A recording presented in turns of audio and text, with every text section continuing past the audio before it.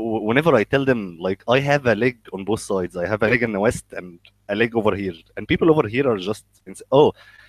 Ladies and gentlemen, welcome to episode whatever in Omar Asamism. I don't know. And today is a long-awaited conversation with Jenn, Haram, Deseret, without anything going wrong, which is awesome. And that's how you say haram, by the way, not haram. Haram. Talk Arabic, Jenn. Haram. Rabb al-Alameen. Omar Asam. Can you say Omar Asam? No. Omar Asam. No. You didn't even try. Just I usually get the trials at first, like Omar Isam, but nope, not even gonna try. Ayn, Ghain, Ha, Ha, whatever, dude. You savages. Thank you so much, Jen, for coming in. And we're not gonna like go into your backstory, ex-Muslim, ex-Mormon, whatever. Just we need to. Yeah. And you got asked it a lot. Like, I feel for Yasmin or anyone who's going to a new show. So tell us about your story. And it's like the 17th million time. It's awful. I don't. And then every time you have to go over the same sad shit. Exactly. I don't want to talk about it. Okay, by the way, speaking of the sad shit, I never said my sad shit and won't even say it. Sorry, I'm just talking ideas. I'm not gonna like, I swear I could cry on a stream or something. No fucking way. Sorry. You're stronger than me, guys. You're way stronger than me. And the shit that you get back for talking about your shit is amazing. People are either angry that you're sharing your shit, or that you're not sharing enough shit, or that you're not reacting to the shit properly. That's a fucked up point of morality, in my opinion. Like, how can someone hear stories like this and their actions still thinking regressive about Islamophobia and stuff? How is this even? It's like the 2 hours after Charlie Hebdo, let's protect Muslims thing. You know what I mean? Like, it's you just heard that story and your emotional empathy, moral reaction is, but not all Muslims. How is this even? What? Why? Regressives sometimes piss me off. Like, I always thought the regressives are like a joke I make fun of, but sometimes they anger me more than the dangerous Muslims or the actual fundamentalists, which at least are consistent. Okay, at least it's not just me, because at least I know what I'm getting with those people. Yeah, at least I'm getting those people, and by the way, they're way more honest about what they want, exactly what they're saying, and they're saying the truth to me. Done this to apostates, you end up in hell. Okay, it's not even the whole going around, but this interpretation and whatever interpretation. Oh, Jesus fucking Christ, I don't know. I want to know why I have to argue with Mike in Minnesota about what Islam is, who Muslims are, and whether it's peaceful or not. Why? Because Mike feels he needs to do something with his life, and protecting minorities is what makes him feel good. And Mike needs to feel good, Jen. Don't take away the opportunity from Mike to feel good about himself, that he did something that has zero consequences or negative consequences, period. Just got the good feels.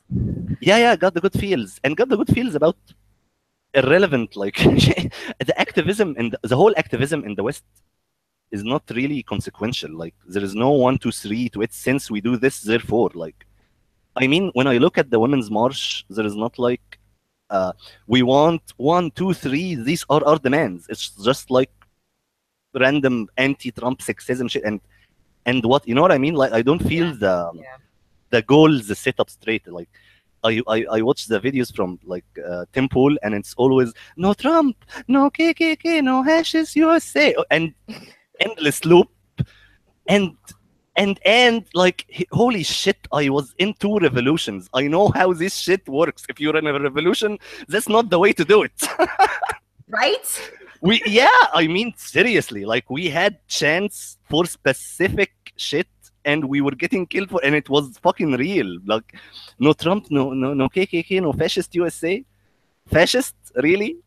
Like, I don't know what it is. It's like they're so privileged, spoiled. The life has been so easy. Two children, so like two-year-old mentality, so easy. Exactly. I have no idea. And the fascist thing is the definition.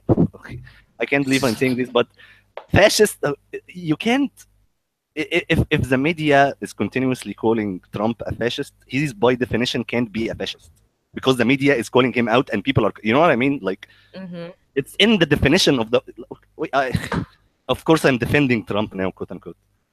But the whole activism, yeah, in the West, and the mentalities is different, and people over here can't connect at all. Like, I remember when I first started this about, less than a year ago, I wanted to actually bend the relation between the secular community in the Arab world and the one in the West, which was totally broken in the Affleck moment, of course. Right. The Ben Affleck moment is like recorded in history now, like pre-Affleck, post-Affleck. It's everyone I meet is like, oh, I thought Americans were my allies until I saw Ben Affleck and Sam Harris. Like, it's every single time. Like, holy shit. Wow. Yeah, it's so influential because it went viral in the Middle East for the alternative Ben Affleck reason. Like, people were happy about Ben Affleck. Oh, of course, Mr. Apologetic. Yeah, and we were fucked. So it's like that moment changed everything, and people just gave up. Even when I started, to be honest, like a Syrian friend of mine was like, "Dude, I tried this before. Just give up. They're gonna keep telling you racist Islamophobia or Islamism or reform or stuff that has nothing to do with anything, and you won't get anything done." But I still actually thought that a communication to be maintained is as a flow, just as a flow of information. Like, you guys need to know the shit over here, and the people over here need to know shit too. Like, I blame my friends sometimes for not knowing the hell. Like, they don't know that aggressive shit at like deep levels, or they think hashtag first world problems about whatever, and they don't care about us. But that's not really true. Like, people care about the wrong things, guys. If we like try to explain, maybe. So yeah, and there is a resentment here, which is justified sometimes, and sometimes it go insane. Like, even within, like, gay people over here are pissed at gay people in America getting pissed at a cake, if you know what I mean. Oh yeah, it's retarded. Yeah. Like, what is wrong with you people? But again, they've had it too easy. They're looking for things to get offended about and get upset about. But the message, if we like came out and hashtag first world problems, you are spoiled, that's not a message. Like, who am I gonna convince with that? Well, yeah, no, and that's why I don't say it very much. I think it all the time. But Jen, I am used to saying the shit I'm thinking. What am I supposed to do? Me too. You know the trouble it gets me into? Like, I don't know. You're talking to an ex-Muslim who's speaking out in the Middle East. You know what trouble I'm getting into? That's true. That puts everything in perspective. Once my floodgates got open, because when I was Muslim and when I wasn't in America, I shut my mouth because of the trouble I was going to get into. So as soon as I got to a place where I didn't know how to turn it off. So now I have no filter. Like, but I find I'm censoring myself. I'm not saying things I want to say. I'm not being as strong against Islam as I want to be, because it turns so many people off. So I find that I have to kind of ease into it and teach them about it, because they know nothing about it. They just assume everything because they've heard someone else say it. I guess so it's frustrating. I guess easing into it until you reach the point that you want may make sense. But here is the thing that for us would be weird. Like, if you told any of my friends, I have to censor myself, and you're in America, he wouldn't or she wouldn't understand what you mean.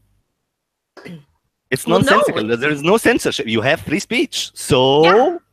Why are you censoring yourself? That's stupid. do you not understand I do, because I've lived where I couldn't say anything. Anything that I said, either I had to worry about somebody else hearing it, or if I said it out in public, I would get in trouble. I would get in trouble legally with my family, socially. you know, it wasn't just somebody getting mad at me or online. Yeah, and whenever we say the consequences, sometimes they don't even believe us in the West. Like I say, No. like my parents would kill me, and they think it's like, oh, my parents would kill me. No, no, Yeah. no, would kill me. I meant it literally, folks. You don't get it. Shit.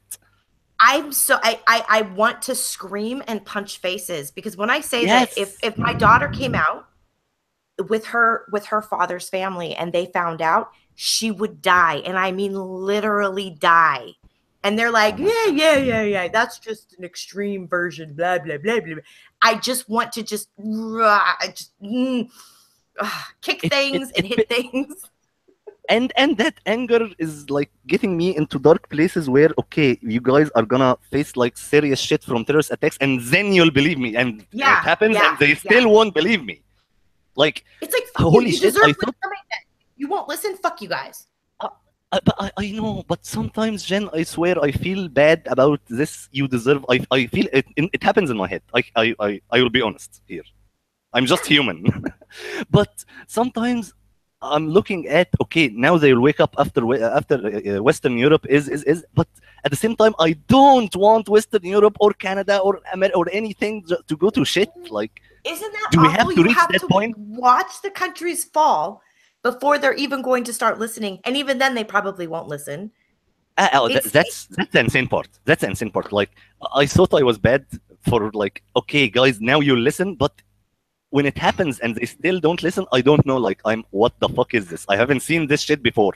Yeah, it's like, I don't even understand the regressive thing. The regressive thing is new to me like 2 years ago or 3 years ago. Before that, I was fighting shit over here, and believe it or not, I went into the whole West argument thing to relieve myself from the seriousness of shitty things in the Middle East. Oh, wow. Like, okay, yeah, just like, okay, this, like, okay, there is an argument between conservatives and liberals, feminists and anti-feminists. That's just like child play. That's relieving to death. So let's get into it just for fun. So I came into this whole thing for a lower stakes, easy, simple arguments. At first. Have fun, Omar. Like yeah. Now you're just like, you're all fucking morons. You're all fucking morons, and it's so, and I don't even know the line between, are you guys for real that stupid, or you're just saying this and you know what I mean? Like, sometimes I feel like, no, wait. You know what I mean, and you know Islam, but you just can't say it, right? Should I go to a direct message and you telling me, like, there is this weird, dude, I don't actually think you're that stupid. To some people are just fucking stupid. I know. Yes. But it's like I get it all the time. I get direct messages from on Twitter and on Facebook. I agree with you on this, but I can't say this. Blah, blah, blah. Yeah. From the West, seriously, you guys are in the closet sane people, not in the closet atheists. How is this a thing? Isn't it crazy?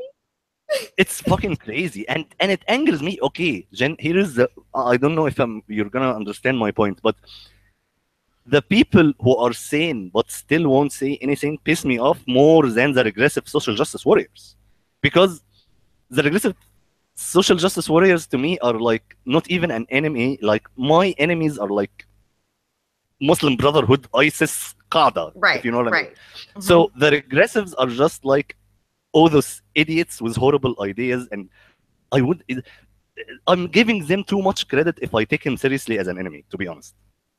So yeah, they don't really have a lot of power either.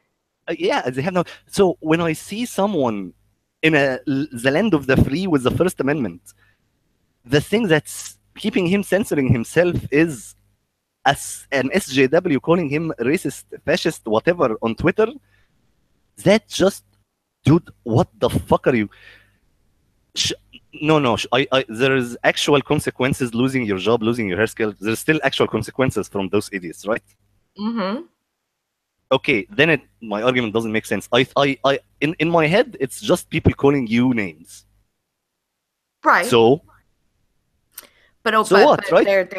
there is, like, I can't talk about people online or be associated with certain people because of the things that I say will lose them their jobs. Oh my God, Jesus. That's real. That's real. That's real Yeah. even to me. Like, I'm not saying hashtag first world problems at all at losing jobs or losing health. That shit is real. It's gotten out of control. It's like out of hand. No, Like, it's okay, go on, sorry. well, you have the First Amendment, of course, and legally you're protected. You're not, hate speech isn't as protected, but you're still protected, so that you're supposed to be protected against censorship and jail and fines and things for speech, for most speech anyway. But it seems bizarre that, I don't know. Yeah, I can't make heads or tails of it. I mean, if it has actual negative consequences on your life, then it's still just as bad, no matter if it's from the government or from people. That's true. That's true. Consequences, like losing your job is real as just 2 months in jail. So in a way, the regressives do have some power because which is weird to me. I am so sad that these idiots have power. They're so easy to me. Like, if I'm in front of one of them, I feel no threat, to be honest. They're not like jihadists. They're not dangerous. They're not. No. They're children. My look to them is looking at ridiculous, entitled children. They shouldn't have power. I know they do, but they get to decide. At least they have a hand in deciding what is and isn't considered mean speech, hate speech, that's bad enough, that's going to get you social consequences and financial consequences, because they will spend their time calling your job to make sure that you get fired. They will go out of their way to make sure you get deplatformed. I mean, it's really nasty. I have no idea why, to be honest, Jen. I connected the consequences always to government, because the consequences here are, you know what I mean, like I do the same thing though, because of the places where I have had to be quiet because of the legal repercussions. The legal repercussions is always like the number one thing to think about, but and it's even weirder for me to connect because they're doing this in an age where Republicans and the right wing are in charge of everything. Yeah. It's even weirder, you know what I mean? Like, if Hillary's president and the Democrats in the Congress are writing whatever hate speech laws, I would actually like, holy shit, America's going to shit. But now, how is this? It's really weird. Why? I still don't understand the whys. I think it's some of it is racism and bigotry, because they think brown people, poor brown people, were better. Even though they virtue signal because, there has to be equality, and people of color don't have the same opportunities and blah, blah, blah, blah, blah. They themselves are actual bigots and racists. We laugh at this shit. Oh, no, I know they're racists. No, I don't understand why racism from the left is suddenly called this soft bigotry of low expectation. It's racism. Like, yeah, it's racism. People differently based on the color of their skin. Like, how is this not racism? And when did this become something to aspire to do? I don't understand. At what point did it switch over? I have no idea about the main point. The number one point I was like out of my seat, what the fuck is going on, was still the Ben Affleck moment, 2013. I forgot which year. But the thing is, from an outside perspective, both sides are treating people differently based on the color of their skin. Both sides, as in alt-right and regressives, the SJWs, to the point that, to me, these guys share more ideology than anyone in the middle. Like, they do. If the SJWs are going down the road of safe spaces for black people because whiteness is so bad, aka segregation, then they share even the goals of the alt-right. Yep. You know what I mean? Like, okay, guys, why don't you team up? Like, seriously, okay, the only difference in ideology is that, okay, the both think that whites are on top and will forever be racist to brown and black people. The only difference is that's a bad thing. That's a good thing. But the same idea and the same goals should be achieved. So it just lost black people in California as a safe space and get it out of the United States, and you win Ethno state and black people safe space. Done. Both sides can win. Like, why aren't they? Everyone's happy. Yeah, there's the same team, right? Why are black people the only people of color that matter? I don't know. Well, trust me, Jen, you're talking to someone who had to understand the American brain about racism to even talk about this shit. I had no idea about any of this. Thing. It's so weird. I'm so used to people hating each other based on religion. I have no idea about this color of skin thing. Sorry. Like, we kill each other here after we know the religion of everyone. Don't get me wrong. Sectarian violence all the way. But this whole, like, I mean, even the Muslim Brotherhood with, like, any Muslim, black, white, whatever, get him in. Like, you know what I mean? Like, it's so fucking... I had no idea until I started getting into the West, and I said it before on a stream, but the first time I interacted with this shit, I actually thought there's a black religion and a white religion. I didn't understand America back then, like 7-8 years ago. And and what made it worse is that when I read about the KKK, there was something called a Grand Wizard. So I actually thought there's some kind of fucking religion about the thing. Aw, that's awesome. Oh yeah, it has to be religion, because racism to me, I mean, forget about immoral. It's just stupid.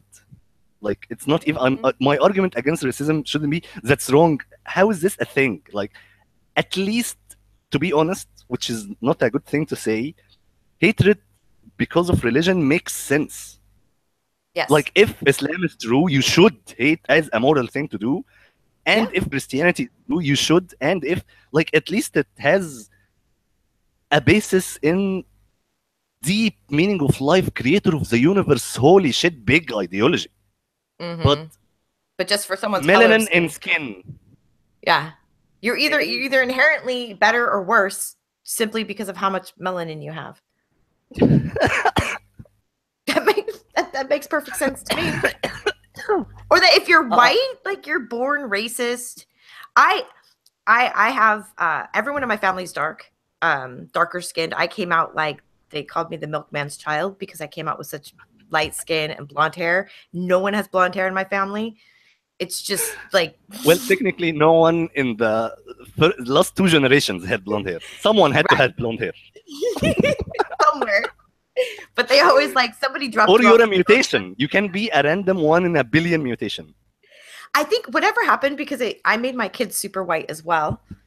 And my kids super white as well. I did. I always said that my white confirmed. Because all of them are super dark, and my kids came out, like, almost white passing. It's amazing. So it's amazing. I benefit from. There are certain parts of especially where I live where people like me aren't looked at as much because of the color of my skin. There's some institutional benefits of having white skin, like in some areas. In some areas, it doesn't do me any good. I didn't have affirmative action. I didn't get special benefits. I never knew that I could use my other background, like, and get special shit. I can imagine your realization at this point, like, holy shit, I can use this Muslim thing, or I can use this brown thing. For my kids are going to get free university because they're Native American, Libyan, and Desi. Shit. We're just leaving the white bit out. Jen, that's okay. We need to talk about this because you will find this extremely interesting, as I found it myself. There's a new thing happening for people over here who's moving to the West, or trying to move, or using the West in a certain way, which is, I first realized it as a joke in a WhatsApp group.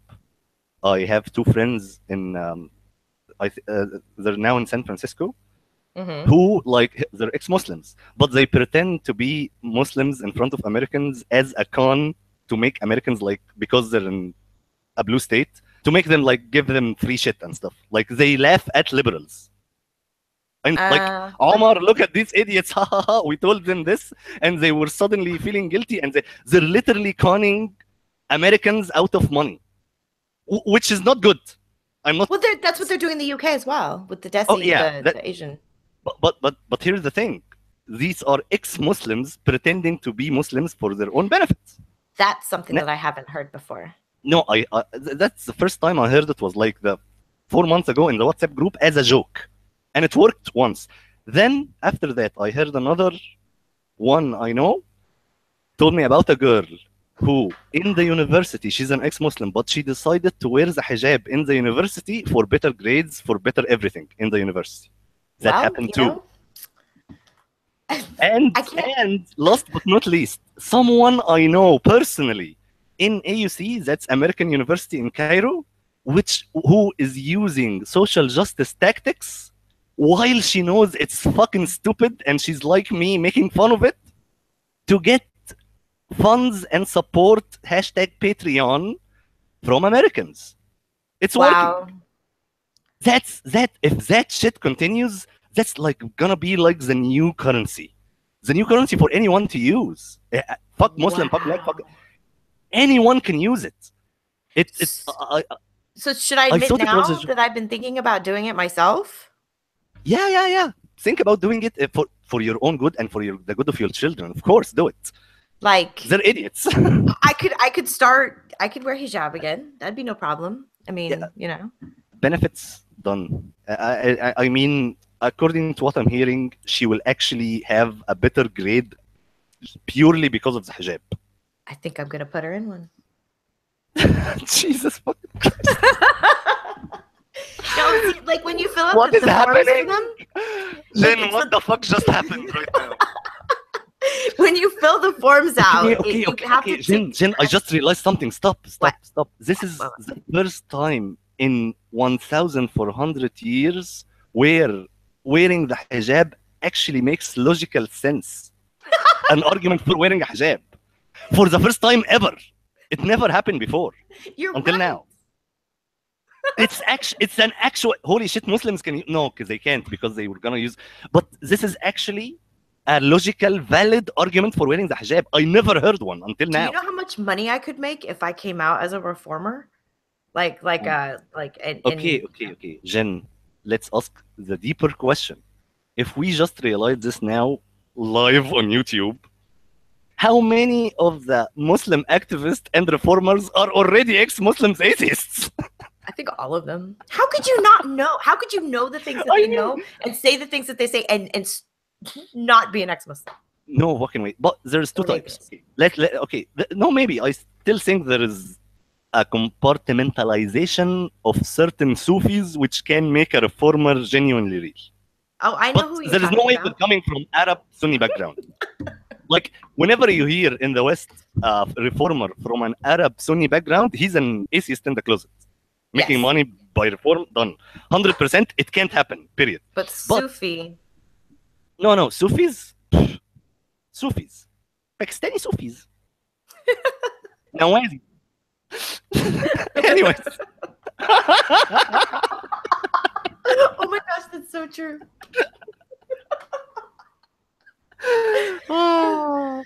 I love these people. Like they're almost deist to the point, but at the same time, let's reform Islam. Okay, have fun, dude. Mm-hmm. Have fun. But here is the thing. There is two types of like people who I think are in the closet atheists, but using Islam in a way. There is a malicious type that's a Muslim apologist for like in the West. Of course, the two types in the West. Like Reza Aslan. Reza Aslan knows his shit very well. He's not stupid. There is a stigma going around like, Reza Aslan is an idiot. Reza Aslan is nowhere near an idiot. He sometimes references a hadith in a way that is like, that guy not only have read Bukhari and Muslim completely, he have read the other غير صحيح, non-hadith, صحيح hadith even. Like, when someone is apologizing for Islam, there is like the 20 main things he can bring up. The hadith where he helps the woman. If you saved one soul, you save the entire. You know what I mean? Yeah. Like blah blah blah. But Aslan actually, like, because everyone knows the main stuff in this book and this book. But Reza Aslan brings up things that he can take out of context pro-Islam out of really deep knowledge books, if you know what I mean. Like, he have read a lot of shit and he knows his like religious studies. So that guy, like, I don't want him as an enemy because he's not an idiot. If you know, like, Right. when Sam turned out against Reza Aslan, okay, I was like, shit, Sam, you're gonna lose people. You're gonna, like, he can fight you well. Mhm. Trust me, he's not. To me, Linda Sarsour is way easier than Reza Islam. You know, you have a very Even good if point. she's more violent, even if she's like for real. Yeah. Because yeah. at least I can corner her into a position she can't get out of because of her own ideology, which she believes in. You can't corner an in the closet atheist because of his ideology that he doesn't believe in. That's true. Yeah. So really these types, yeah. So these types are like really. I don't want like the people who are making good to annoy Reza Islam in any way. Reza Islam, mwah. Keep on, dude. Whatever. The other types are the genuinely, this is the only way to move forward. So I'm gonna, instead of getting out as an atheist, I'm gonna say I'm a Muslim reformer to push more Muslims into my side and make Islam more peaceful. Like, these guys, they don't know shit about the Middle East or how it works. Like, of course you know, like, you can talk a lot about. Let's talk about reform. It's impossible. Of course it's impossible. It's built in to be impossible. Like, the Quran is a literal word of God, and anything is bid'ah, which would change him and kill anyone who changes a letter. Okay, so I explained this to Westerners, okay, that want to argue with me, the regressives.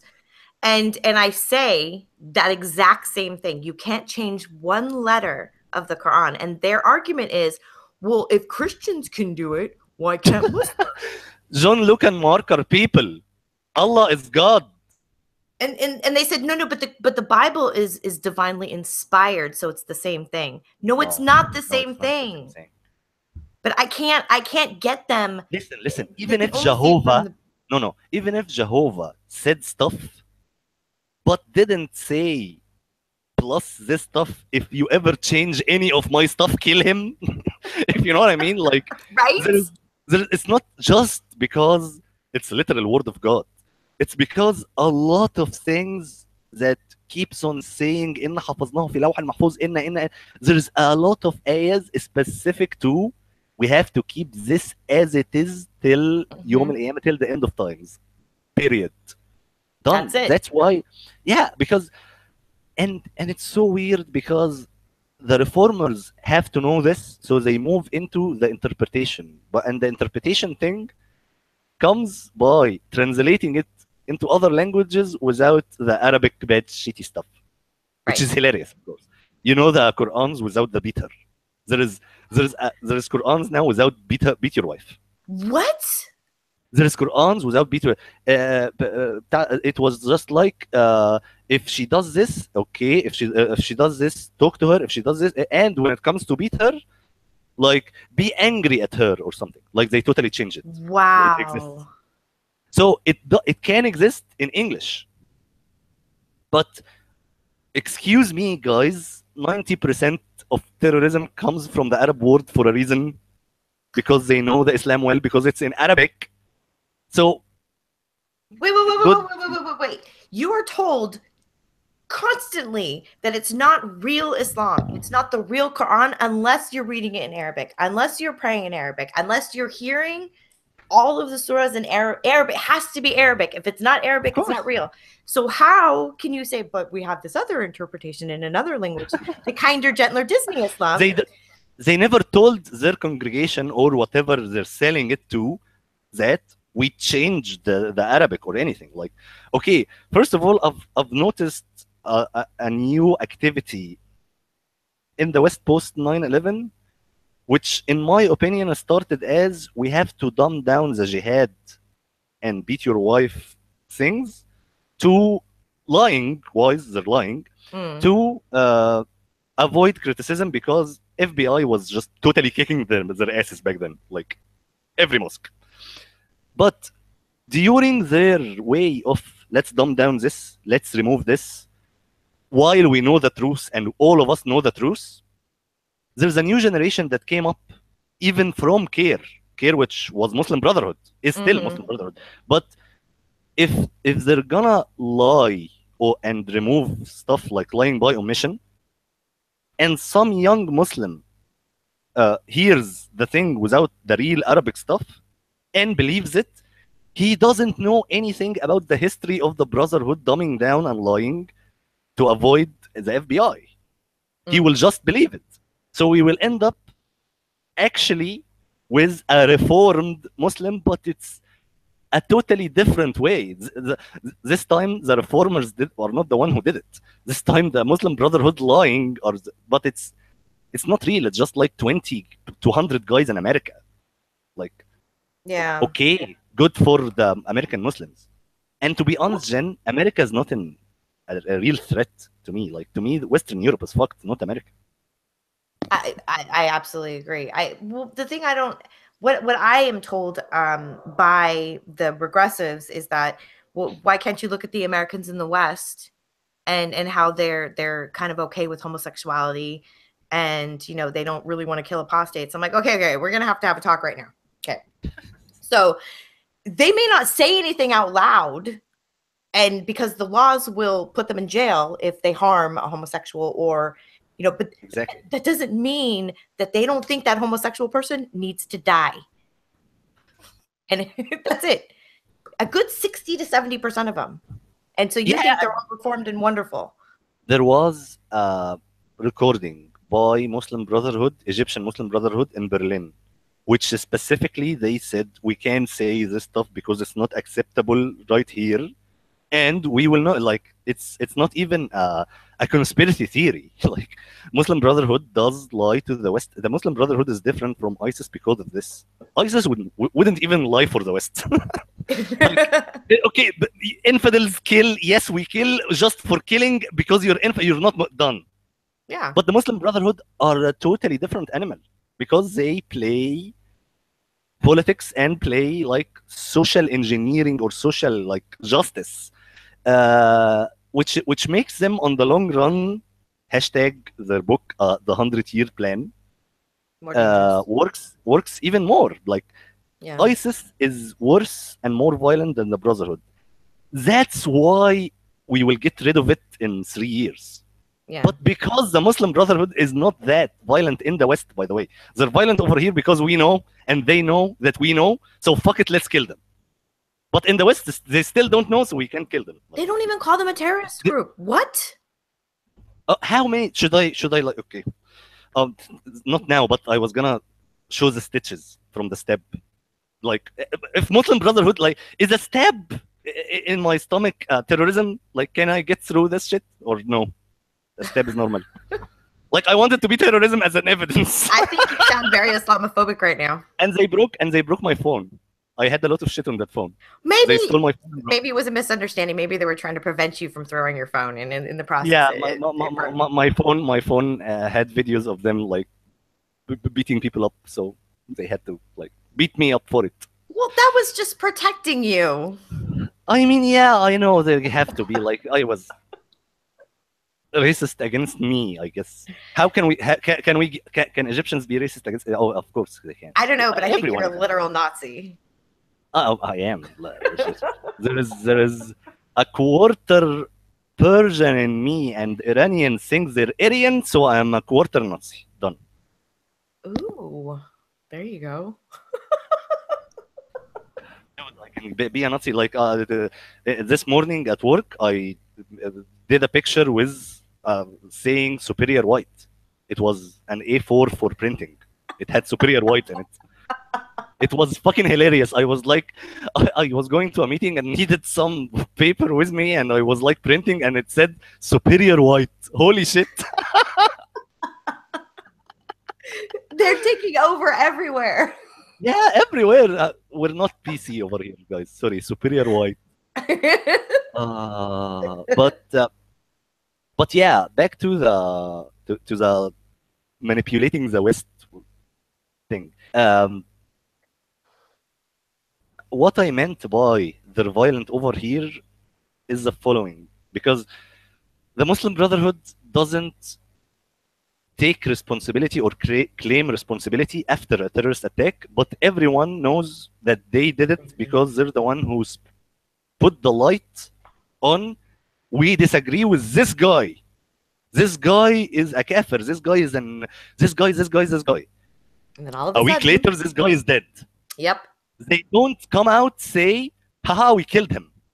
They actually come out and say, we condemn blah, blah, blah, blah, blah.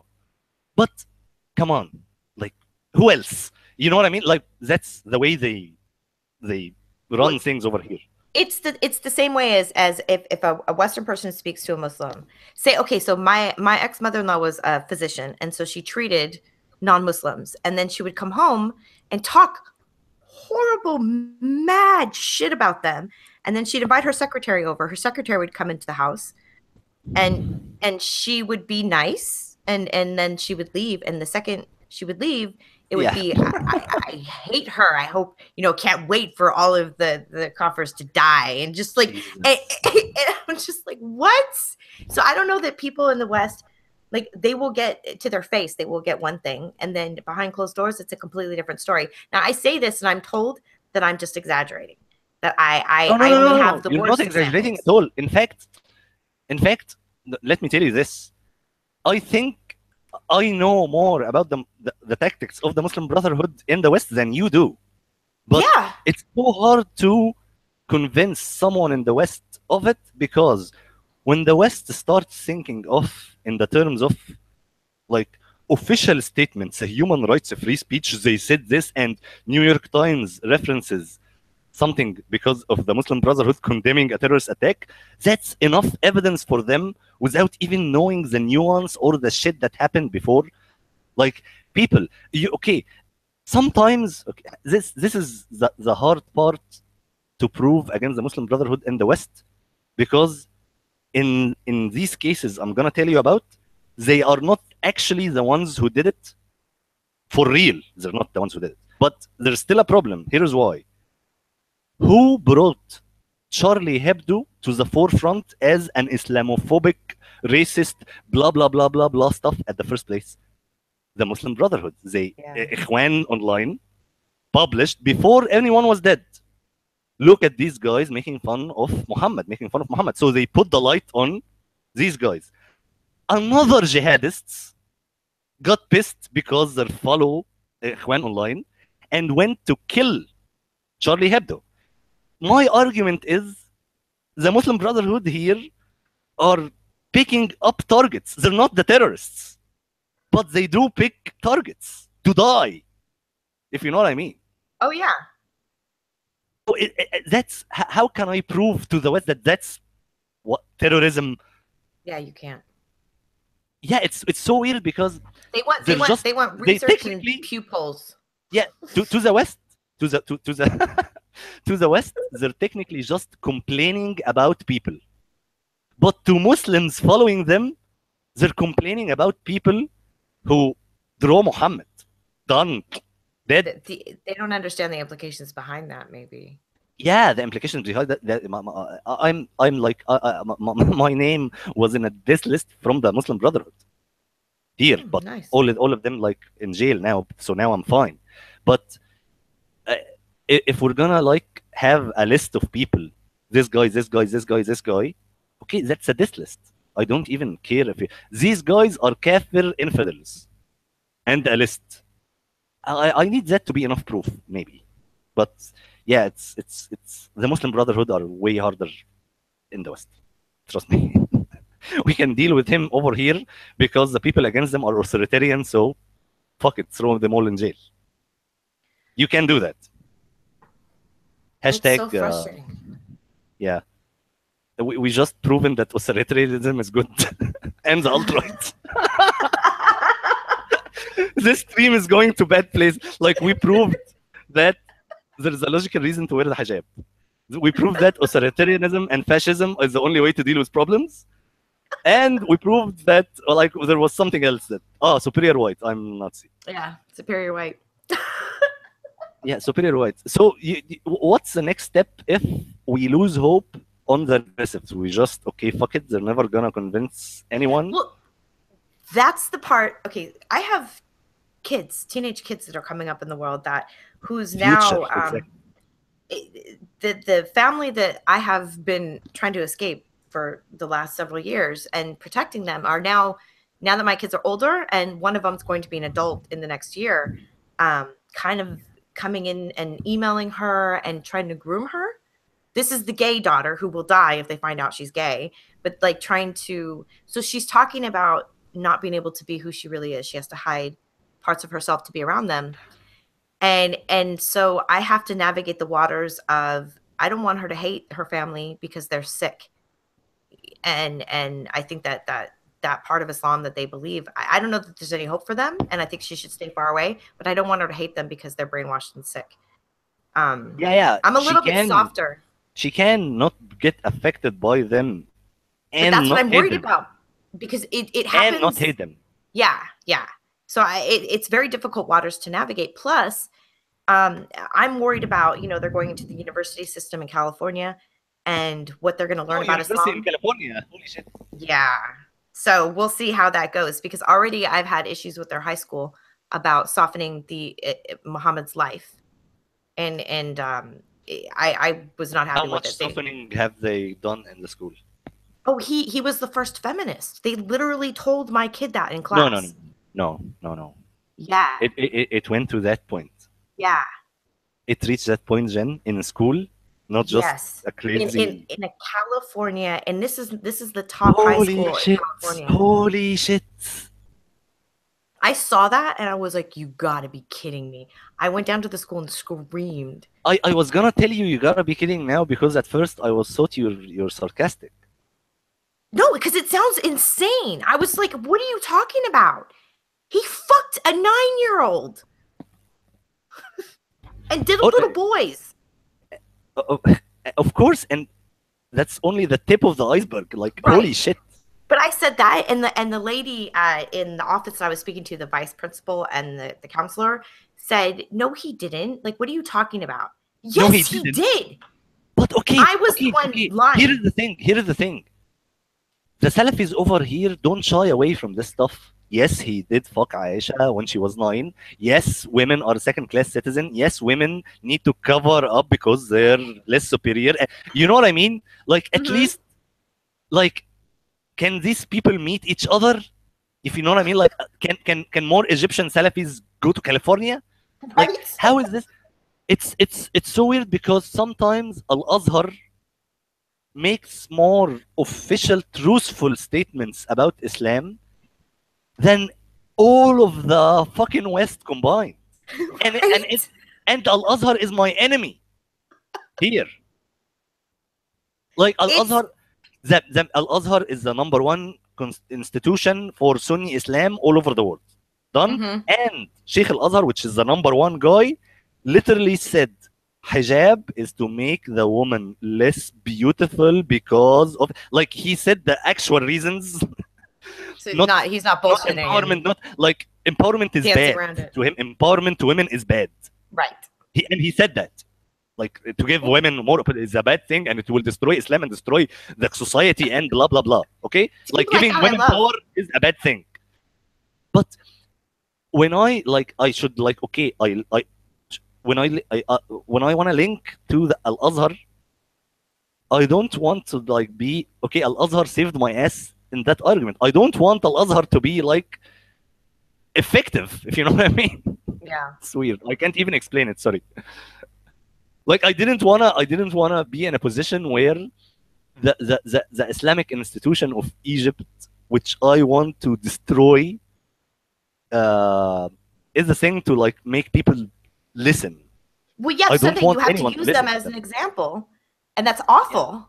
Yeah. It's like, why do I have to hold up my enemy as an example to make you people listen? Yes, exactly. And I thought ISIS was enough. Sorry. Right? And I don't know why I have to keep repeating. It's not just terror. Like, well, there's no terrorist attacks in the West. White men with guns kill more people than terrorists, blah, blah, blah, blah, blah. And I'm like, it is not just terrorism you have to worry about. What is wrong with you people? Yeah, sometimes when they worry about terrorism, I think they're so self-centered. Like, by the way, I heard this a couple of times. Like, people say, but Islamism and Islamists are on the rise in the last decade. No, no, no. They just reached the West. They were like this all the time, the guys. Like, hello, wake up. Like, what the fuck are you saying? They're on the rise. Actually, the guys on the West are like on the down. They're like not that as we had them in the 80s. But this is weird because it's so self-centered as to the point that if this is the only way you're gonna get attention to the Middle East, so okay, I guess a good thing that Miracle got 5 million into Europe. At least you're gonna notice. I mean, if you really think that Islamism is like a thing in the last 10 years because you've seen ISIS videos lately, it was always like this. Always. Nothing in the ideology changed at all. It's the same thing. Yeah, I don't Killing know. All of a sudden it got more extreme. Surprise! Yes, all of a sudden it reached our countries. Oh my god, it's on the rise now. On the rise. It's very selfish. It's very myopic and selfish. Actually, from my point of view, it's on the downhill in Egypt. No, not like, sexism. Not sexism. Violence and terrorism is down. Like, we were fucked 30 years ago. Totally fucked. Like, terrorists attack every a week. And so like, tourists getting killed in Luxor, and tourists getting killed here, and. Now it's not like that anymore. Because actually we pushed the crazies to that. Okay, you know this, by the way? You know how Egyptian state security tries to balance between the both? I'm going to tell you stuff, Jen, that's going to blow your mind. There was a counter-revolution against... I'm going to get through the events quickly to just summarize. Counter-revolution against Morsi and the Muslim Brotherhood, which was the president. Everyone turned against him. Even other Muslims turned against him. Like, they were unbearable and they wanted shitty things all over the place. And after Morsi fell, the army kicked in, which the West calls a coup, and forget about the revolution against the Muslim Brotherhood. Mm-hmm. But that's not our argument now.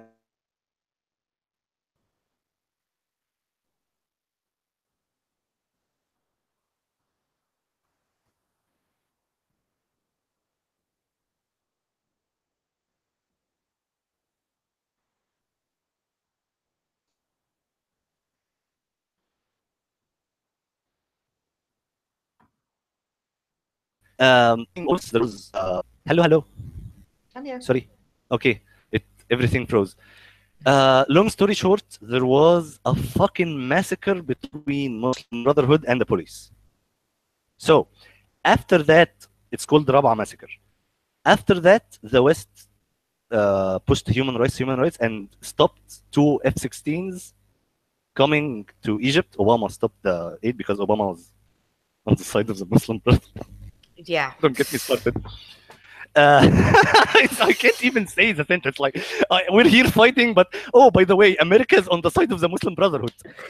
The Arab Spring, the Muslim Spring is here. Jesus fucking God. Oh my God. So, the army really needed the F-16s because there's a war going on in North Sinai, and ISIS was coming to fruition back then. It was 2013, but it was not ISIS back then. It was the remainders of Al-Qaeda in Iraq. A long story. But they didn't want to kill any more Islamists who are dangerous, because the West would totally stop all the relations with Egypt. And at the same time, there were liberals calling the army like, human rights abuses, there is no due process and stuff. So what state security did is, okay, you guys think these guys deserve human rights? Take him. We're gonna accelerate the amnesty 100%. Go to Berlin, go to London, and all the Muslim Brotherhood Islamists who are violent just went to Berlin and London. Done. all they needed, all state security needed, is these guys either dead or outside of Egypt. They don't fucking care about Europeans dying, to be honest. They care about Cairo. Yeah. So, what after the pressure from the West, don't do anything to these guys, were on the side of the Muslim Brotherhood. They were like, okay, fuck it, take them if you think they deserve everything. So the Muslim Brotherhood in Egypt in 2013 were split into basically 4 places: Germany, UK, and Qatar. That's where they are now. Like, the people who want to kill me, who had my name on a list on one day, don't exist in my country anymore. And the people who do from them are in prisons. I have people who want to kill me by name in London more than Egypt. That's crazy. Okay, but okay, the West knows this though. They know about who and what the Muslim Brotherhood are. They're not stupid. They know what's going on. I don't understand why there has to be something else, like financial or people in power, that the handshakes outside of it, because as far as safety for America, it doesn't make sense to me to not label them what they are, and to not say that CARE is the Muslim Brotherhood. Oh, sorry, you cut off. Of course, you were saying, can you hear me, right? Yeah, now I can. Sorry. So, okay, so you have the West that doesn't call the Muslim Brotherhood what it is. And yet I know that they know. So I don't understand. The higher up have to know. There's no way they can. There has to be. It's like they always know. They always knew where Bin Laden was too. Yeah, I knew where Bin Laden was. If I knew where Bin Laden was, everyone else had to. I was in the country at the time, and we all knew where he was. Like, Jen, FYI, after I was born by 2-3 months, my dad was working in Saudi Arabia for Laden Construction, and according to information I have, Bin Laden held me as a baby and did blue to me. Oh, really? Yeah, I was held by Osama Bin Laden as a baby. Oh, God. You're tainted. Jesus fucking Christ. I always want that information. Like, why did you tell me, guys? Why the fuck did you tell me? Like, yeah, why would you need to know that? I don't know. It's like saying Hitler held you as baby, and then... Yeah, I know, like... Good thing there's no pictures. No, but there's pictures my family with Bin Laden. Wow. Like, I don't think the NSA is gonna be happy if I could come to America anytime soon. Half my family is jihadists and the other half worked for Laden Construction. Great. All the flags are gonna go up. Nope. Homeland Security, Mitch. So you're saying they know where Osama bin Laden is, and they know, the higher ups know. I don't know if it's not politically correct to call the Muslim Brotherhood terrorist organization, or is it just because as a fight between left wing and right wing? Maybe it's playing politics. Maybe. Because here, pundits on TV and Egyptians love Ted Cruz. It's weird, but here is why.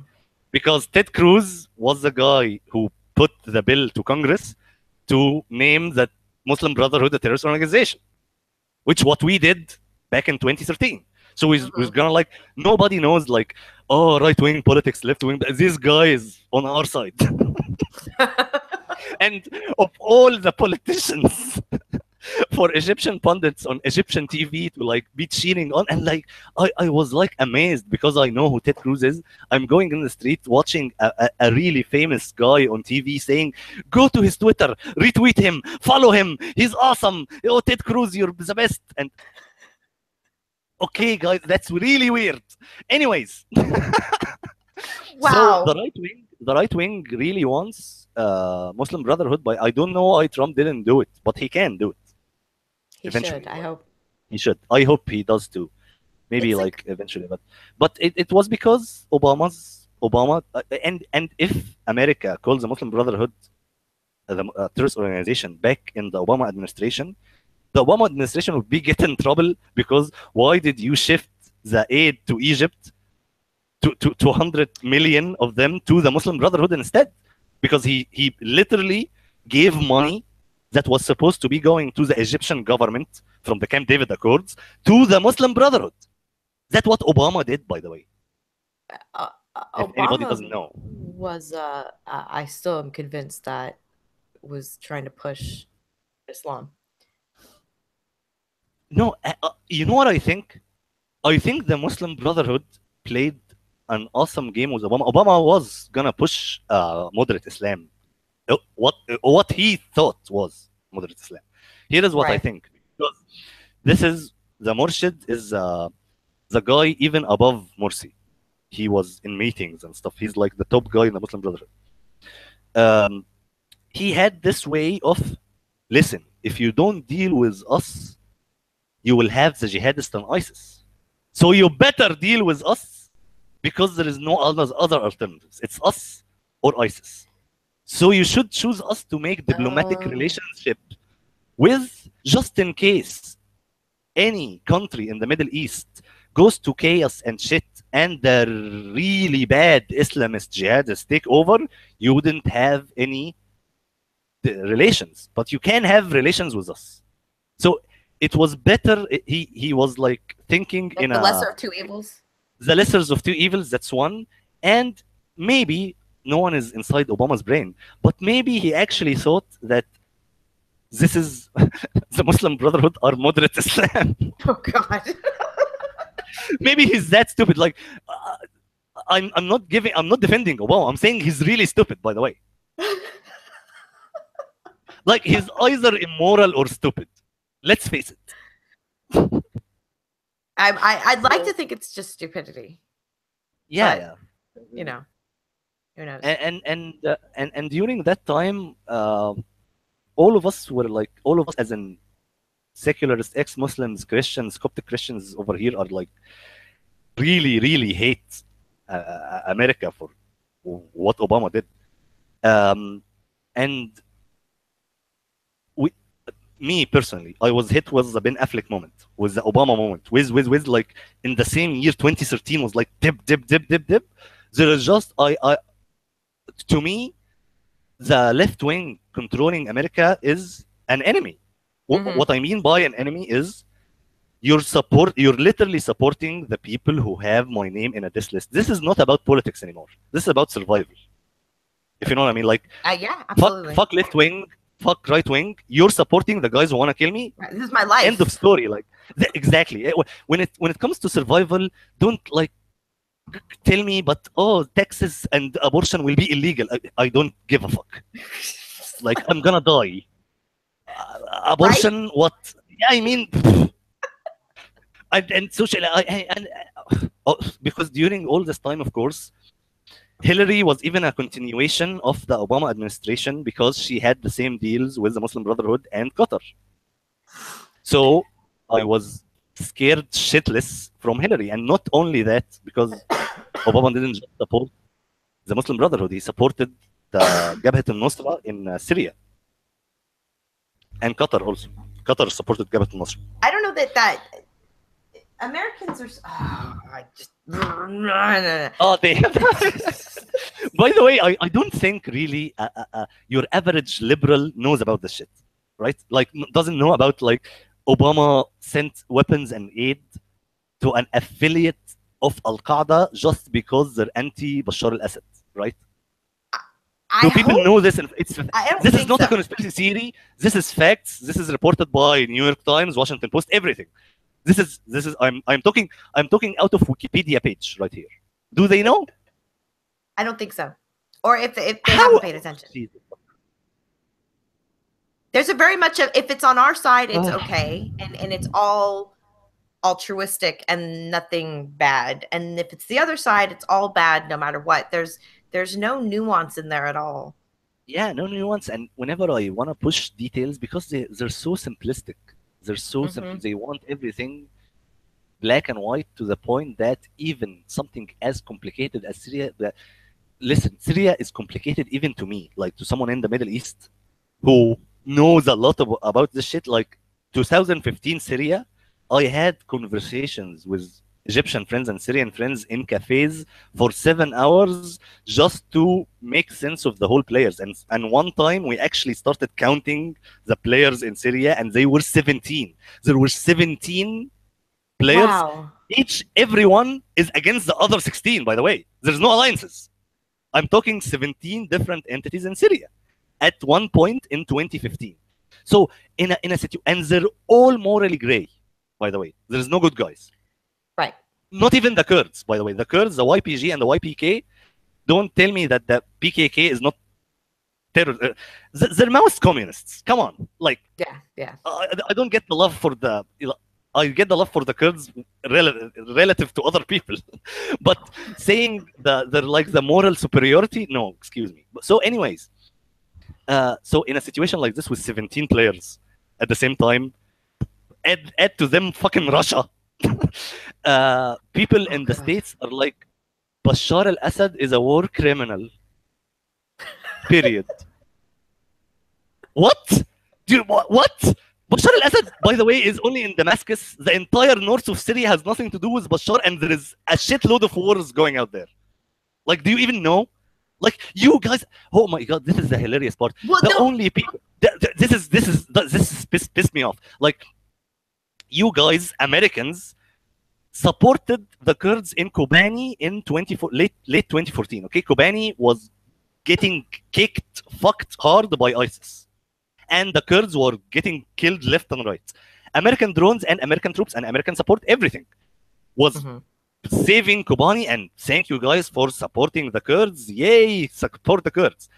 Now, during this whole thing, reporting in media is, okay, ISIS is bad, and you know who, like, this is, again, not a conspiracy theory or anything. Read about it in Wikipedia. You know that the Turkey is, the entire foreign policy of Turkey can be summarized in 3 words, which is, fuck the Kurds. It has nothing to do with anyone else. The Kurds are the main enemy.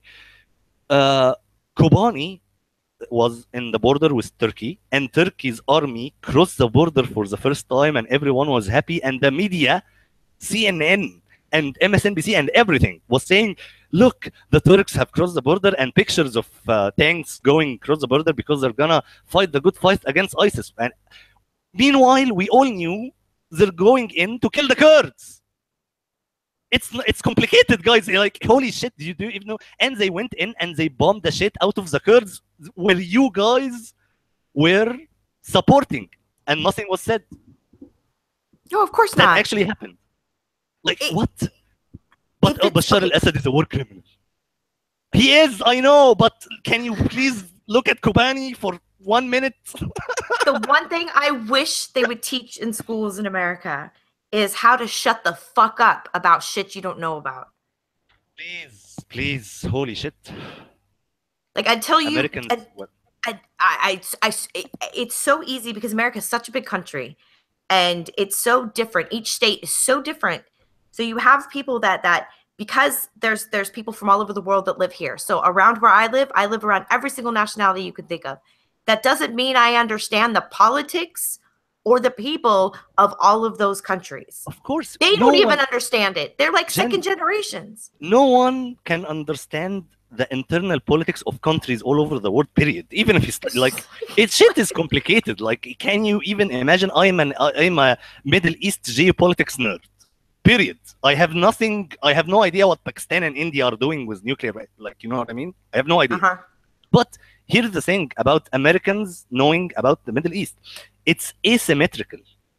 We know a shit load about America because we have to, because America is influencing everything. We have to, like, I need to, like, I can't sit over here not caring if Hillary is going to win or Trump is going to win. One case we're fucked because of this, and one case we're not. So I have to, like, you know what I mean? It actually affects me. So there is an asymmetry because everyone needs to know what America is up to, what America is going to do. And it affects everyone. But when it comes the other way around, zero. Yep. Zero. Holy shit, the conversations I had with... They think the Middle East is a homogeneous place, and they call the Middle East the Middle East. Yep. People in the Middle East want this. we fight each other, by the way. Like, haven't you noticed? Mike in Minnesota thinks that it's the return of Mike. There's a bunch of Mikes in Minnesota who's told me that it's Trump. The reason why everyone in the Middle East is upset now is because of America and Trump. And the other attacks and before it was Bush. And they're just reacting to America's foreign policy, and that's it. And if we just would stop policing the world, the Middle East would be just fine, okay? I love the article where Trump turns the Middle East on fire. Like, it wasn't fire. Trust me, guys. I have videos on my phone of it literally on fire before Trump even was a thing. Can I show you? Like, what the fuck are you talking? And the Iraq war again. Have you guys even know the Iran-Iraq war happened before, and Shias and Sunnis, and my brain, right. I can't. I just, the Noam Chomsky types are just and everything. It's like they're the equivalent of where.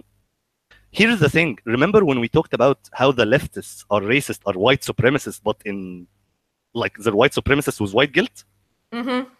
The people who are like Noam Chomsky is American supremacist with American guilt. Like, they think everything is us because we're the most influential, most powerful. Every shit can happen without you even doing anything. Right. And people can't deal with that in America. What did we do wrong, or what did we do right? You did nothing. You had nothing to do with this. Like, Qatar and Saudi Arabia went against each other. Nothing has to do with you. Like, I can. I don't know how to teach. Like, I don't know whether sending American teenagers overseas for a couple of years to like drop them off in the middle of a third world country would help. I don't know. I know that the way I was raised, I didn't know. I was raised in a white supremacist cult, American cult, as well as with the Muslims. But I spent summers with the Muslims, and then during the school year, I was with the Mormons.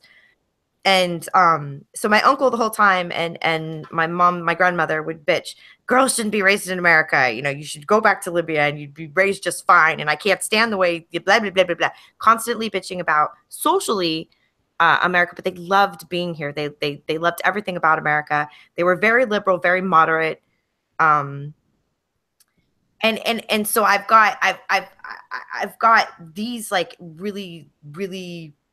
Yeah, your situation is like unique and one of a kind to me. Like, it's crazy. It's crazy. I'm trying to think about it in my head right now, and but at the same time, you're white, and the Mormon part is still talking. Holy shit. Yeah. Okay. So my I've got my dad who we were white skin was supreme. Now, the more Mormon you were, the more your skin would become light. Oh yeah. So the more pious. So I was considered super, super pious and holy before I was born because my skin was so white. And so I have it's fucking. Just when we think religions can't get any more stupid. I fought very hard in the Great War in heaven. And that made my skin very planet whatever. But I've got this really unique like situation of Islam and like and Muslims and in the West, and the there was no, I never heard any hate, but I didn't know Pakistan was even a country. Like, I married into a family that was from India and Pakistan, but I didn't even know that it existed. I mean, there was no internet. There was no. Do you know what I mean? It was. So, but I wasn't taught that in school. We were taught geography. I must have passed over Pakistan, I guess. But I didn't understand. Like, I only knew about the Middle East and North Africa because of my family. If I hadn't had that experience, and if I hadn't have gone overseas and lived zero information, I'd be just as fucking retarded as the rest of them. No, here's my thing. I have no problem whatsoever with people not knowing. You shouldn't care, not your country done. I have a problem with people not knowing and stating opinions about it. That's yes. And insisting that they know better. Yeah, that's a really like weird part. the insane amount of Americans like coming out of nowhere during 2013 because Obama supporting the Muslim Brotherhood. Oh, the military coup, America's Egypt is taking over. We did a fucking revolution. We fucking died to get out, and you're still calling it So it's insanity. But at the same time, it's coming from liberals. The liberals are the one who have like the moral outrage to talk about issues. You know, they have to talk about what's the issues to talk about. Yeah. During the time they were talking about issues, I had more problem with that than the normal ass conservative right-wing American. I don't give a shit about the Middle East, dude. The Middle East, get away from it. Nuke the Middle East. You know what I mean? Yeah, let them fight each other. Who cares? Yeah, let it. Because I don't. One of the things that I think liberals will never believe me, whenever I say it, is this: after all the Obama administration's spreading of freedom and democracy and regime change, when we hear something like America first, we're like, oh, thank God. Thank you. Please, so America business. First. Oh, please. You have no idea how America first is like. I was actually glad. Like, a non-interventionist? Dude, thank you. Like, why is this? And when we were happy because of America first, the reaction to America first is racist. Right? What? No, that was the best thing ever, dude. You have no idea. It was. Please be racist. Please be racist. We're dying because someone who wasn't racist. Please, we want a racist in the White House. Yeah. I don't understand. This country was so amazing because it was people from all over came together and could live relatively peacefully. I mean, there were still race issues, but as far as nationalities and religions, it's been pretty cool. This place is like I said, I live around any nationality you could think of besides maybe Uzbekistan, maybe even then. From any country, anywhere. Race, nationality, just they're the amount of I've never been to the South in America. I have very little experience with actual like American states. I've been in the West and I've been to Texas and that's it. And Texas was okay, I guess. Everything's very big in Texas. There was no like some shotgun guy. Looky here, we got ourselves a Muslim. There was no like... No. Like, okay, so I went for a funeral. It was the weirdest thing. Like, I went for a funeral and I remember going outside the funeral home and there was a big sign, no guns allowed inside the funeral home. And I was like, well, yeah, I mean, why would you bring a gun inside of a funeral home? But then I only ever saw those signs at hospitals, funeral homes, police departments, and government buildings. And that's it. Everywhere else, does it guns. Say duh after it? D-U-S with a question exclamation point. Like, really? People have guns like that? That's crazy. The gun thing. The gun thing is like, I keep on defending.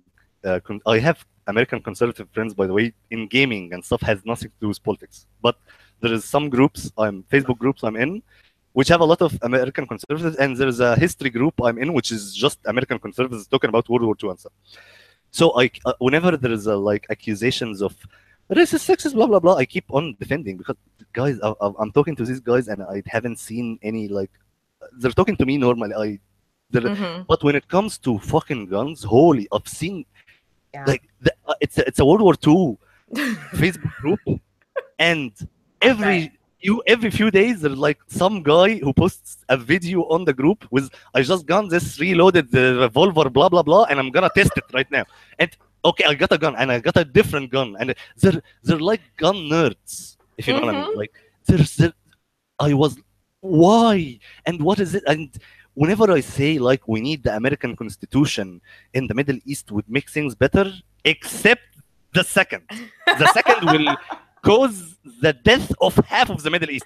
If the Middle East had the Second Amendment, 100 million people will die. Done. Overnight. Like, of course. don't get. I love the first. The first is awesome, but Second Amendment, like, I fear violence. I'll be honest. Like, By the way, Jen, I'm always this like ego wise because I'm a badass. Or you guys are thinking speech is violence. You're afraid for someone called you this or someone said the N word. Or I'm always like this because I never got like hurt by words. Like in the Muslims at work always like call me shit. I deserve hell forever. I'm immoral with non-stop, and I don't care because they're non-violent. Okay, so but when it comes to violence, I am scared shitless. I'm a pussy. I'm a chicken. Like I genuinely have phobia from dying. Gosh, I wonder why. No, okay, not. Okay. I'll get personal just a little bit. My fear is not from dying. My fear is from pain. I fear pain. The idea of getting stabbed again, or if I have a choice between a bullet from Hamas to the head or getting stabbed and in the middle of the street, I will take the bullet. I have a thing, to some points, irrational fear of pain. It's not irrational, it's rational, but I mean, I think about it too much, and I don't know why. I must have a psychological issue in my head because of some beating ups that happened, and I can never take anyone except one-on-one. Whenever someone gangs up around you, you're fucking done. Nothing you can do about it. Don't like every situation I dealt with successfully was one-on-one. If it's just 2 or 3, I'm fucked. Yeah. You know what? Yeah. There's PTSD I read after you give birth. Women are suffering from it for years and years, apparently, because it's such a traumatic experience and so painful. So maybe you have like childbirth PTSD, but it's just pain PTSD. Yeah, PTSD about pain or getting beat up, or specifically stabbings, sharp knives getting inside of my body again, ever. I don't know why you wouldn't want that to happen again. I mean, no, but I of course anyone wouldn't want that to happen, but he doesn't think about it like I get even now talking about it, I have shivers down my back, and you have PTSD from it, I think. Yeah, I didn't know. So what's the cure of PTSD? I don't know, because I haven't figured it out yet, because I don't know. I get weird triggers, man. Just something. I saw the beheading video. 3 days of panic attacks. Like, what?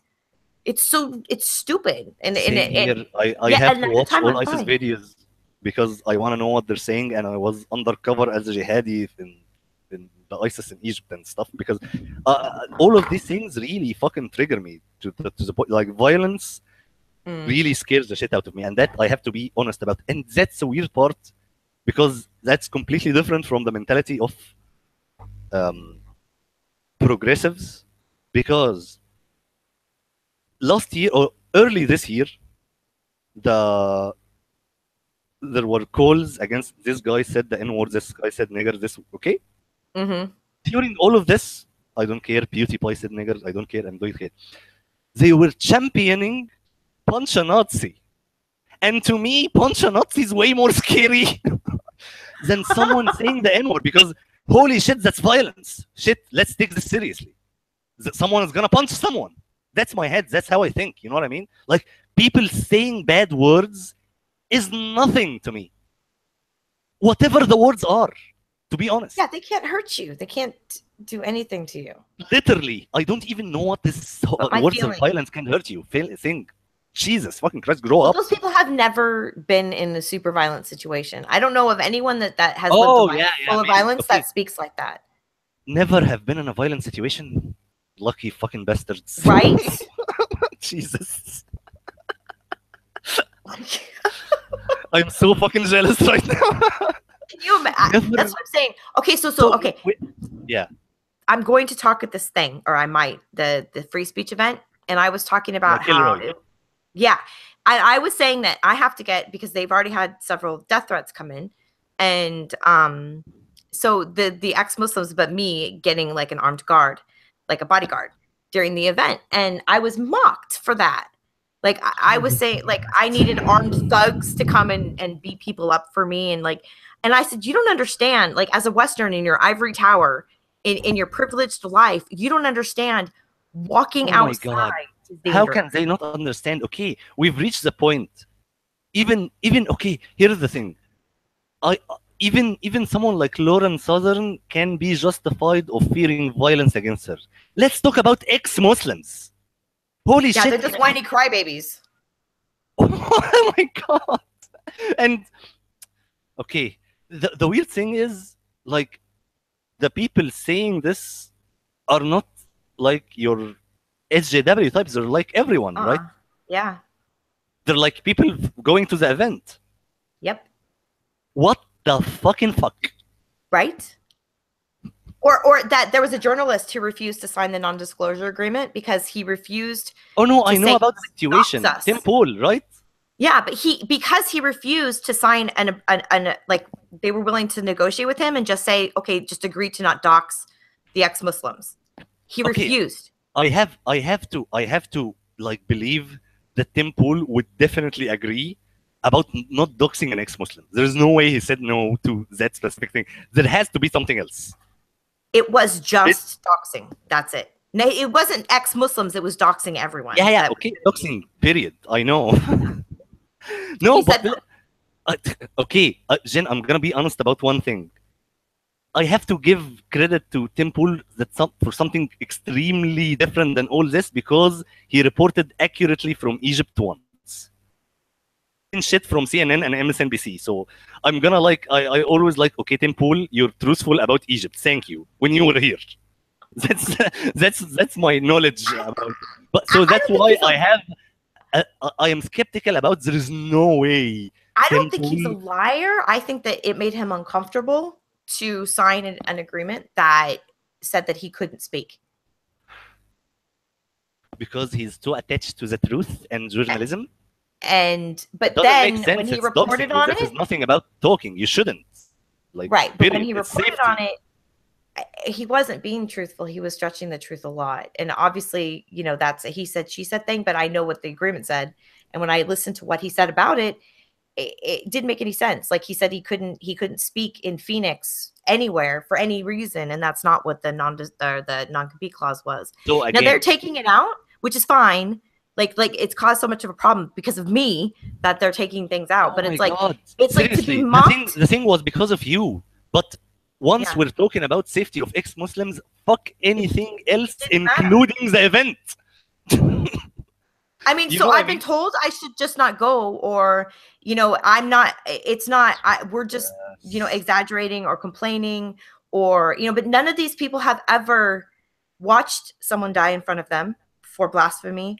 How many made up bullshit fear for their lives will be against ex-Muslims? I am sick of this shit. Come on. Like, we finally okay, someone is gonna talk, and now safety concerns is the drama and the what the fuck is this? It has literally mocked. I was mocked for saying I needed a bodyguard. I was mocked. I think I need to show the stab wounds, and I am pissed because when it comes to security for people, to me, the priority is so high relative to the event itself. You know what I mean?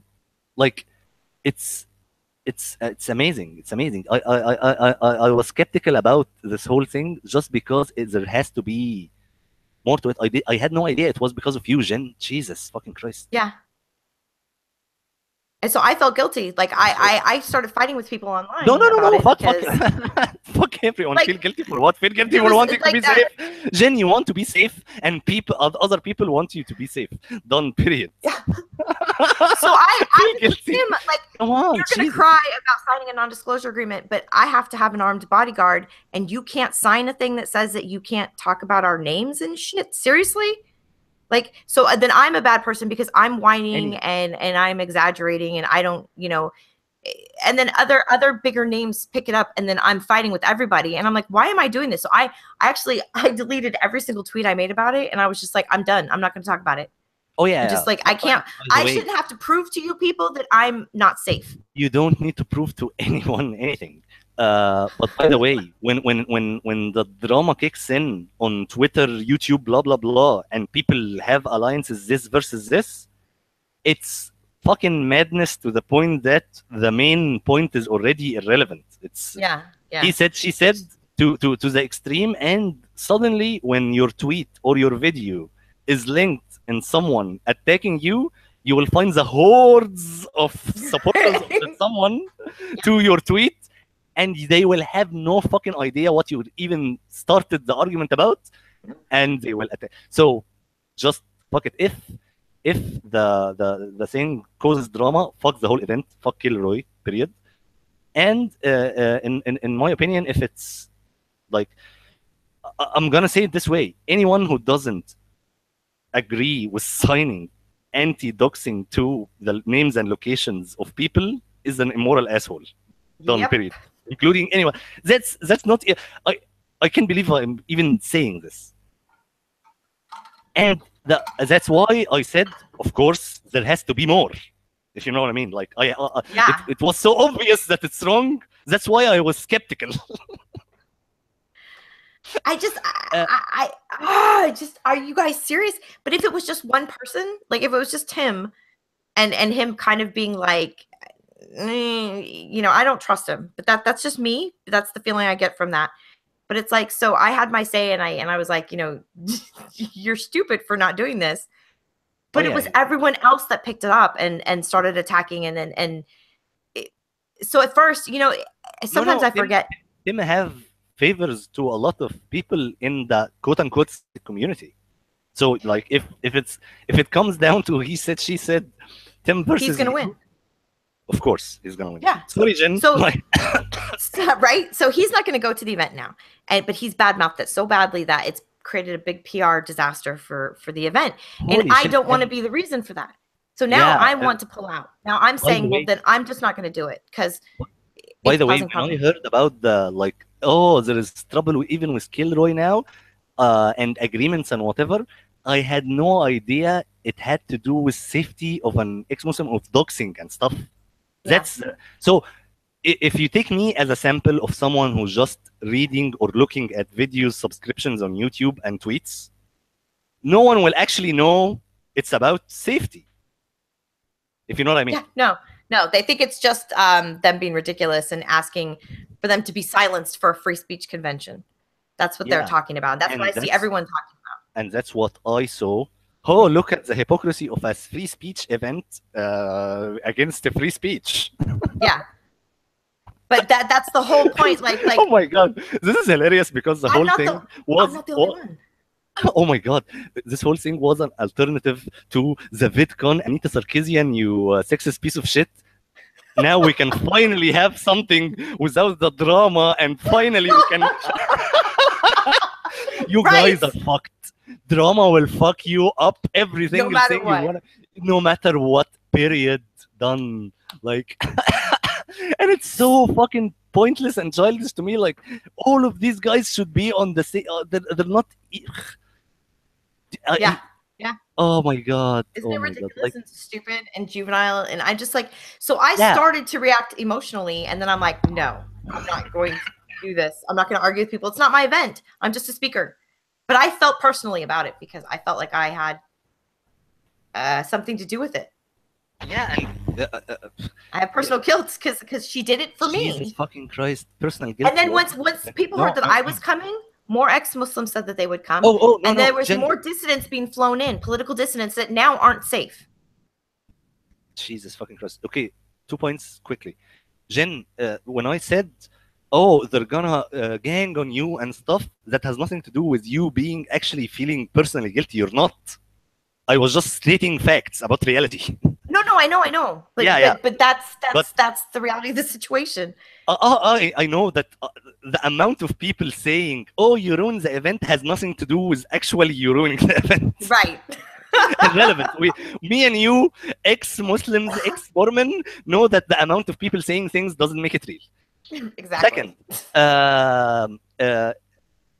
if you see a lot of big names like getting you into it to a point that it's like personally emotional or anything, just forget about the whole event and make videos and fuck it. Just get away, because sometimes these things keep going on and on and on to a point that it's ridiculous. And my thing about why are you people doing this comes from a place of the thing I said an hour ago, which is my enemies are ISIS, Al Qaeda, and you know what I mean? Like real fucking people who wanna. That's my enemies. So when I see people going against each other, when I see like Ali going after Azra Nomani, when I see like Sargon going after, uh, it's always insane to me because in my head, in my standards of who's a bad guy, all you people are not bad guys. Yeah, yeah. So it's really weird to me to see like Ali, you're supposed to be like the ex-Muslim talking about real shit going on. And your enemies, the people you talk about the most, are Azra Nomani and Jordan Peterson? What? Do you know the amount of evil people in the world against? Do you know the amount of evil people in Pakistan? Where you come from? Like, what? Right. Jordan Peterson? Of all people. That's like your threat now? That's like the activism? What the fuck is going on? It's easy. It's easy. No, I thought it was easier to go against the really bad people. Like Qaradawi is verified on Twitter, guys. You don't have to pick Jordan Peterson. Qaradawi literally made a fatwa making it halal for suicide bombs against civilians. He was the reason of over 10,000 deaths in the Middle East, in Israel, Egypt, Lebanon, and Syria, and Jordan. Can we please focus on this guy? He's active. Right? On Twitter. He's real, verified. How is this a thing? How is, oh my God, Azra Nomani? Azra Nomani makes more sense about counterterrorism than any ex-Muslim I know in the West, not here. Yep. Like, Azra Nomani talks like we talk about terrorism. And she's a fucking Muslim. Bluntly and plainly. And I like that. Bluntly and plainly. Yeah. And as you said, the people who have suffered from terrorism, she saw things in Guantanamo that made her, like, affected her. Just as I got stabbed and it affected me. It has to, like, people who haven't been through shit. And I don't want to get into, like, identity politics. Oh, my experience. Like, but I only talk ideas here. I didn't mention in my arguments anything about me. I want to talk ideas and truth. But if everyone is going to, like, my experience, okay, bitch, let me tell you about my experience. Right? But I didn't intend on saying anything. But if it's all about personal experience, dude, let me, like, open up the books. What do you want? Like, let's start the oppression Olympics. Violence? Yeah. Let's talk. But I am not going inside the oppression Olympics because it's fucking bullshit. And I don't want to be a victim. I'm badass. I'm not ego-wise, but fuck you. I'm not a victim. It's like, you know what I mean? The things that I talk about that I've been through, the things that I've seen, the things that I've been through, even when I talked about getting beat until I lost my baby, right? That's not me being a victim. I find power in talking about negative experiences and how I've overcome them and talking about who I am today versus what I went through. And I don't understand the victim mentality. Yes, totally bad shit happens. Where you're coming from. I totally understand where you're coming from because I want to reach your point, because I can easily talk about violence against me, but I can't easily talk about personal things family-wise. But yeah. I understand that when you said power in you doing this, not victimhood at all. Like, and by the way, how can me being a victim in a situation, in a conversation, would help me in any way? It would just suck more. I don't understand. Like, it's always like, I won't tell them that I got fucked because I don't want to be the guy who got fucked. Yeah. Like, it's so obvious to me. Like, okay, listen, guy, if you're gonna think like I'm kicking ass here, think I'm kicking ass. Like, that's better. Like, you know what I mean? I don't. It was so weird because I think and that's what my friend told me, by the way. My friend, she's the one in the AUC, American University in Cairo. She's using victimhood as a card while she agrees with me on everything. She told me that's the way to get them. Like, all of your, like, here is ideas, here is, okay, we want to do something for real, will get you nothing. How sad is that, though? It's so fucking sad because, to me, she's not an asshole. She's smart. She's smart. Like, she's very smart. She's using it to her advantage. Why not? Yeah. She's using her for her own advantage, and the quote unquote money she's getting is not about the victim she was in at all. She wants the money to do things for her own, and it's a business, basically. Mm-hmm. And it's like a character, an actor, like a. No. The things actually happen to her. She's not lying, but she doesn't feel a victim. Right. She's faking. I am oppressed because she's not. She's really strong. Listen to me. That woman is a motherfucking badass. Trust. I know her. So I would like. I'm not afraid for her in any way. She can handle situations. Let's just say that. But she has an electric and a selfie and a self-defense, and she fucking made her unconscious once. She's not a victim. Really smart because she's using it. Yeah, she's really smart. Yeah. So, but the things she's using, telling the Americans, are real. She's not lying. Mm-hmm. Like I can do it without lying. By the way. I don't have to lie. Like I have a list of shit happened to me because of who I am. I am a brown atheist in the Middle East who got beaten up for his beliefs and who he is. And I only wanted to be me, but they won't accept me for me. Am I talking like them now? Yeah. I feel sick even trying it. Jesus. By the way, how can they say there is no compulsion in Islam if you die for leaving?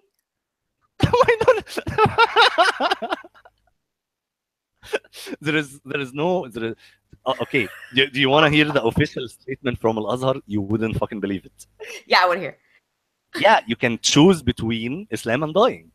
It's a choice. You have. There is no compulsion. We can't make you a Muslim by force. There is no compulsion in religion.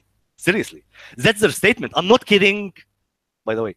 So they're not buttering it up or softening it at all. No. They're not buttering it up, but they're still insisting that the ayah is true. There is no compulsion in religion.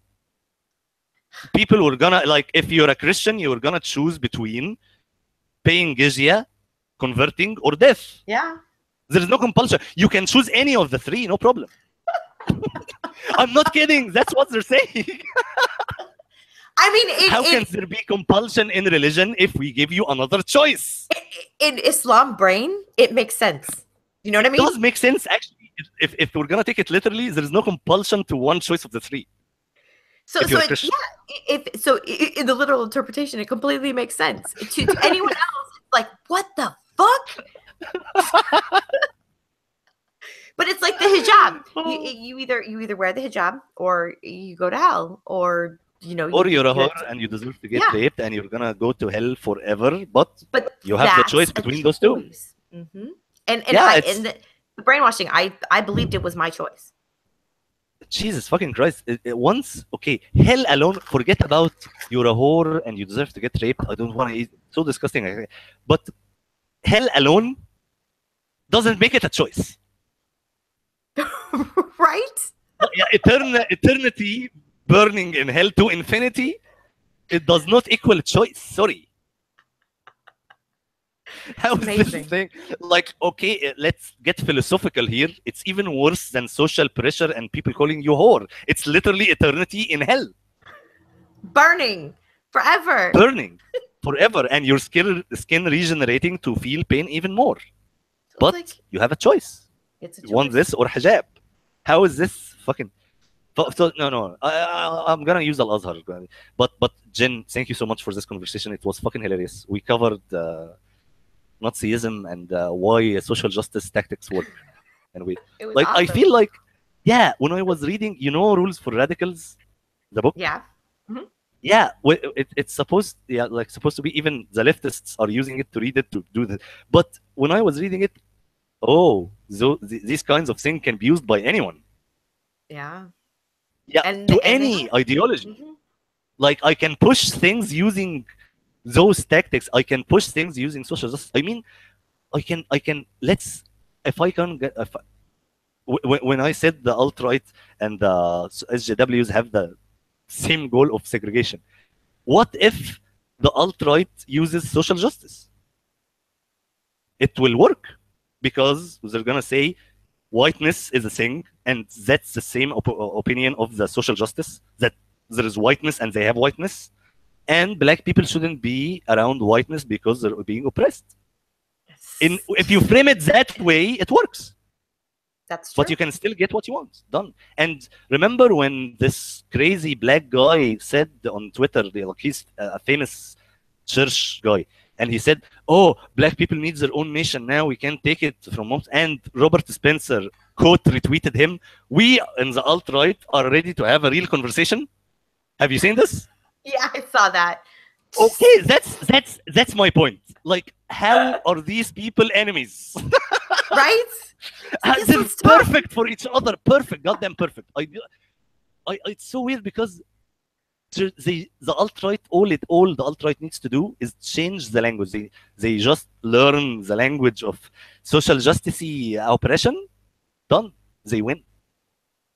That's kind of terrifying. It's so terrifying, dude. How do you fight that? There's like, I want to get an island. I keep joking with Lalo about this island we talked about buying years ago. Like, and we're gonna get like condominiums on some island, and I don't have to deal with people because it's just everyone's crazy. I'm just I'm done. And it's so I'm done with humans. Once we reach the point that we're realizing solutions for the alt-right on a stream, that's like that's pretty bad. There's no hope. We're all fucked.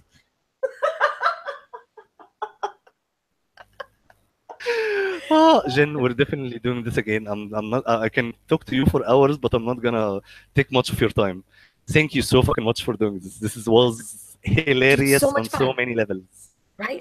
I'm like, hell, right back at you, Jen. What the hell, dude? I fucking love you. And we're gonna talk more because like I can like rethink, talk more about a lot of things we talked about. So I want to prep next time too. We didn't prep at all. Oh yeah, I just talk to friends. I have prep and chat on the side and interview, and I'm gonna ask you the first question. So tell us more about your background. What? And you know what's weird? I am this way because I'm more selfish. I genuinely want to ask the question or talk about the things I want to talk about. So I already know your background because I heard it before. So fuck it. Why am I gonna ask you again? Like, I totally appreciate that too. Like, dude. Like, I would never, if I'm gonna like have a stream with Yasmin, tell me Yasmin about. No, I know. Why would I say that? It sounds even fake. Like, let's go over it one more time. Jesus. So yeah, good for me, guys. Everybody listening, I am selfish. I don't care about what you want to hear. I just having conversations for me. And thank you so much, Haram, Deseret. See, I said the Deseret, which has something to do with Mormons, but I don't know what. Yes, it does. It's a state. It's that they wanted to company. Not a state that they wanted to build. No, it's a company. I thought it was the part of the United States, which is a state called Deseret, that the Mormons should have or came from or something. It's kind of it's Deseret Industries. It's the company that sells all the stuff that you need to go to the temple and stuff. And they do kind of own and run Utah, but wow, the land of my ignorance right here, guys. I have no idea. There's a company that sells things to go to the temple. What the?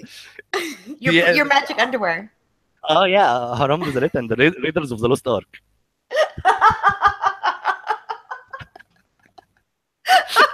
You tell me more about Mormonism next time. Yalla, so long, folks.